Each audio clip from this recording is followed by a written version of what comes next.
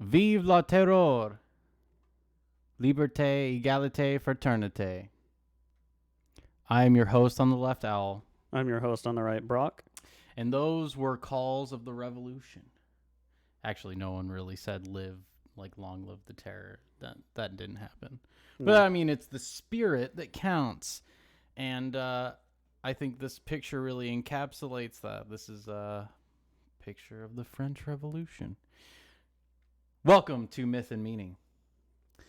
This is the show where we dissect fictional pieces and condense them in order to dissect the meaning out of their mythology for the most part. And today we're talking about Dragon Ball. In particular, we're talking about the Boss Rabbit and how it pertains to the French Revolution. How does the boss rabbit possibly pertain to the French Revolution? Well, first we have to kind of consider the rabbit motif and how it came about from the last episode. So in the last episode, Bulma reveals herself to the spiritual father. Well, she gets Oolong to do it, basically. Right. But really that debasement and the destruction of society that also happens within that episode lead our party to a place where there's mushrooms growing everywhere, and it's a city that's ruled by terror. Right. And also Oolong is an extension of Bulma. So if we say that Bulma is having Oolong do something for her, she's just embracing her pathology. Well, this is the road of a thought. Like, I just look here, the bare breasts of this woman here, right? Well, it's amazing, too, because this is following the events of the last episode where the societal hierarchy has been destroyed and it needs to be rebuilt. Yes, and before it can be rebuilt, obviously, there are other modes of being that might try to seize that power vacuum, and this is exactly one of them. When people reject tradition and embrace a spirit of hostile radicalization. The spirit of what the rabbit represents, right? Well, the rabbit being a prey animal, but also being a victim. Right, and we're going to get to that. We're going to get exactly into that. So let's go ahead. But, yeah, there you go. There's that revolution. So, yeah, we have the boss rabbits, men kicking around these people. And we have the most controversial thing we've probably talked about so far, some pictures of an Antifa protest. How are these connected, Brok? This is the reign of the victim. This is the claim to the top of the hierarchy based upon victimhood. We see it manifest here in literally armband wearing, bunny ear wearing, fascist type characters kicking around families and demanding things from them. They don't go around saying, "Oh, you're a white supreme," but this is what that represents. Whenever they roll into the town, everyone is afraid of Bulma because she's still got her bunny ears on, right? Because she is embodying that mode of being. Right. And it's if we let's use a dystopian example.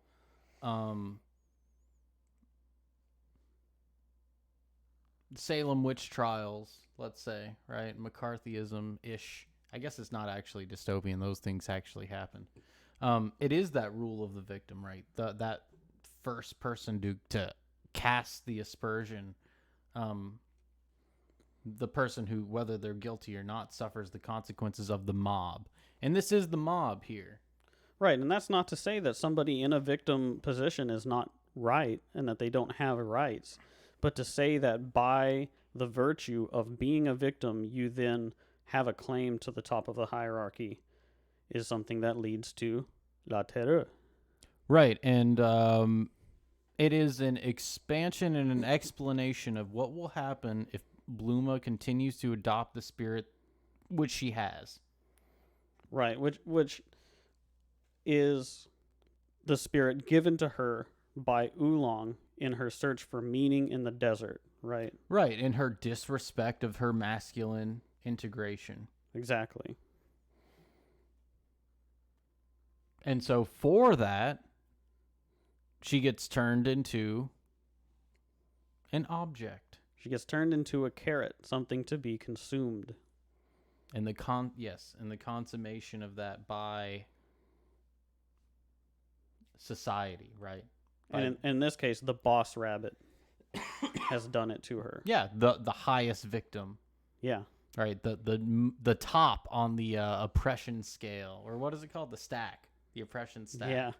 At the top of the oppression hierarchy is the bunny. Defines her Yeah. as something to be consumed. Yeah, exactly. And of course, when this happens, Oolong immediately pieces the fuck out. He's like, this has nothing to do with me, and he runs. I think that one aspect of that happening is because whenever Bulma loses her consciousness, there is no space for Oolong to be here, and he doesn't come back again until... it's not just that, because if she had a masculine spirit that wasn't pathetic, well, yeah, like, it would stand up for let's say her. Prince Philip, Mm-hmm. because that's what happens really in Sleeping Beauty, right? Prince Philip protects metaphorically the psyche of Aurora. So in this, right, if Oolong was more, let's say, tempered, then he would be able to withstand this. And Goku obviously can, because his spirit is much stronger. His will is stronger. And this also reinforces our analysis here that Oolong is a manifestation of the disintegration of the animus for Bulma. Mm-hmm. That it's not like if he was integrated more, he would be another character manifest to defend her. That's not necessarily how it would be. This is a manifestation of the fact that she is not integrated enough to defend herself from this sort of pathology. And right. so he can't defend her. He pieces disappears. Out. Yep. Because he wasn't actually manifest here in the first place. He was insubstantial. But there is someone who has integrated more and is able to use their disembodied opposite gender spirit to their advantage, and that would be Yamcha here. Everyone who touches him gets turned into a carrot, and these are 2 carrots on screen. You can see them. Look at those carrots. This is the spirit of something to be consumed. Yes. And the consumer mindset, right? But and it's not just that. It's to say to the objectification right here, I think is staggering, because it is the thotery, right, that gets burnt up, right? It's to say that like anyone who touches this destructive ideology gets objectified into something that's not substantial. Mm-hmm. And that specific ideology is that victimhood mentality. Right. They get locked into that identity. And they're consumed. But luckily, we do have a Prince Philip, right? Because they eventually will join, and Puar and Oolong are microcosms of their interactions with their, let's say, opposite halves. But here, Yamcha is supposed to be matched up with Bulma, and it actually does fulfill here, because we see this is this is great too, because I like that you mentioned that he's like Prince Philip, because this is very much a Sleeping Beauty motif, right? Well, yeah, I mean, that's why I have this picture here of I believe that's Lancelot. I'm not sure. I forgot who I put there. But right, it is that idea that princess being rescued, right? Yeah, and not only that, but he uses Puar as a bird, right? Has Puar turn into a bird to then take Bulma away from the boss rabbit, and by doing so rescues her from that mode of being, right? And it's the bird being sort of this representation of the logos, but this higher form of masculine thought. Right, and it also should be mentioned that Yamcha directly cannot interfere. Right. Anyone who touches Boss Rabbit will be turned into something to be consumed. So it's not like Yamcha can just fight him, right?